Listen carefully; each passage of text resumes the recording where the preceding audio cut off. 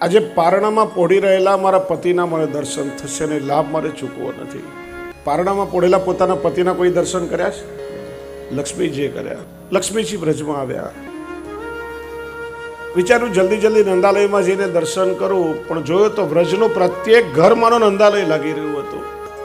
એક એક ઘરમાં સ્વચ્છ રંગોળીઓ પૂરી હતી, તોરણ બંધનવાર બાંધ્યા હતા, ધ્વજા પતાકા ફરકી રહી હતી. વિચારોમાં નંદાલય કયું હશે? ઘરમાં લક્ષ્મીજી અંદર ગયા.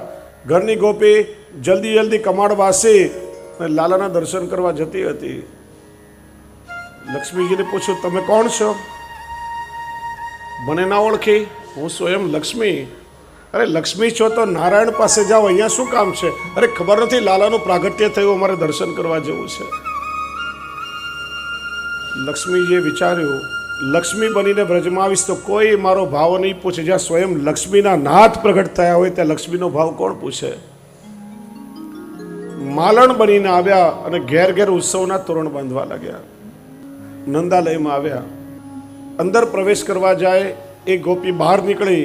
કોણ છો? ક્યાં જવું છે? હું માલણ છું, તોરણ બાંધવા આવી છું. તોરણ ઘરની બહાર બંધાય કે અંદર બંધાય? બહાર બંધાય. તો અંદર શું કામ છે?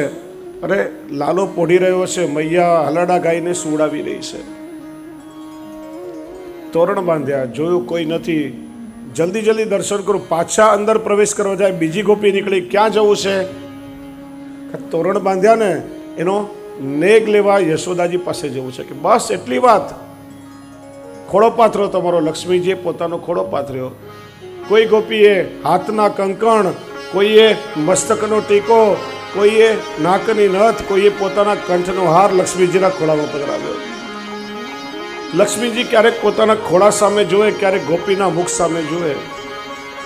વિચારે કે આ જગતના લોકો મારી પાસે પોતાની ઝોલી ફેલાવે છે, પણ આ વ્રજની ગોપીઓ કેટલી ભાગ્યશાળી કે લક્ષ્મીનો ખોળો આજે એમણે ભરી દીધો.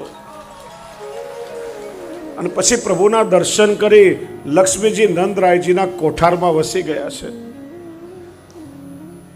અને ગોપી ગીતા પહેલા શ્લોકમાં ગોપીઓ કે છે, જયતિ તેદિકમ જન્મના વ્રજ શ્રેયત ઇન્દિરા શશ્વદત રહી. ઇન્દિરા એટલે લક્ષ્મી.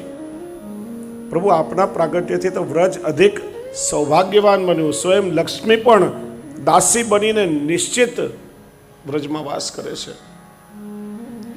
નંદરાયજીને ત્યાં સમૃદ્ધિ ઉભરાવા લાગી.